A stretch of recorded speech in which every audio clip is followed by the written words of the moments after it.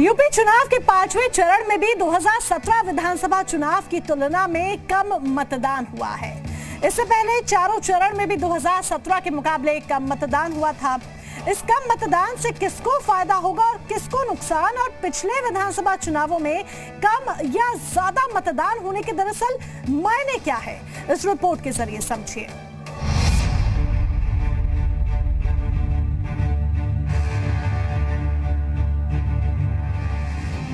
UP में 5 चरणों का मतदान हो चुका है। अब सभी पार्टियां पूर्वांचल के रण के लिए मैदान में हैं। सभी के अपने अपने दावे हैं। बात 5 चरणों के मतदान की करें तो सभी पार्टियां पहले 5 चरणों की लड़ाई में खुद की जीत का दावा कर रही हैं। लेकिन 2017 के विधानसभा चुनाव के मुकाबले इस बार पहले 5 चरणों में कम वोटिंग हुई है। इस कम मतदान के आखिर मायने क्या हैं? इसे किस तरह से देखा जाए? कम मतदान से किसको फायदा होगा और किसको नुकसान? अगर पुराने चुनाव परिणामों की बात करें तो जब जब कम मतदान हुआ है तो इससे सत्ताधारी पार्टी को ही फायदा होता देखा गया है। वहीं अगर मतदान ज्यादा होता है तो वो विपक्ष के लिए फायदेमंद साबित हुआ है। बात अगर 5वें चरण की ही कर लें तो इस चरण में भी बाकी 4 चरणों की तरह ही 2017 के मुकाबले कम मतदान हुआ है। 5वें फेज में करीब 54.83% वोटिंग हुई। वहीं साल 2017 में 5वें चरण की इन्हीं 61 सीटों पर 58.24% मतदान हुआ था। साल 2012 में इन 61 सीटों पर 55.12% वोट पड़े थे। इस हिसाब से देखें तो 2012 की तुलना में 2017 में वोटिंग में 3.1 का इजाफा हुआ था।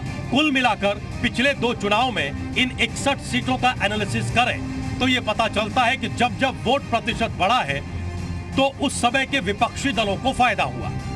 साल 2017 में 3% वोटिंग बढ़ने पर तब विपक्ष में रही बीजेपी को यह 43 सीटों का फायदा हुआ था। अब बात पहले 4 चरणों की करें तो इन चरणों में भी 2017 के मुकाबले कम वोटिंग हुई है। पहले चरण की 58 सीटों पर 65.4% मतदान हुआ, जो 2017 की तुलना में 1.35% कम रहा। वहीं दूसरे चरण की बात करें तो इस बार 64.42% मतदान हुआ, जो 17 की तुलना में 1.11% कम है। तीसरे चरण में भी 2017 की तुलना में 2.13% कम वोटिंग हुई। हालांकि चौथे चरण में 2017 की तुलना में बहुत ज्यादा फर्क देखने को नहीं मिला, लेकिन फिर भी 17 के मुकाबले 0.35% कम वोटिंग हुई। यानी कुल मिलाकर अगर पुराने एनालिसिस पर जाएं तो इस बार कम मतदान बीजेपी के लिए, जो कि उत्तर प्रदेश में सत्ताधारी पार्टी है, फायदेमंद साबित होता दिख रहा है। ब्यूरो रिपोर्ट, जी मीडिया।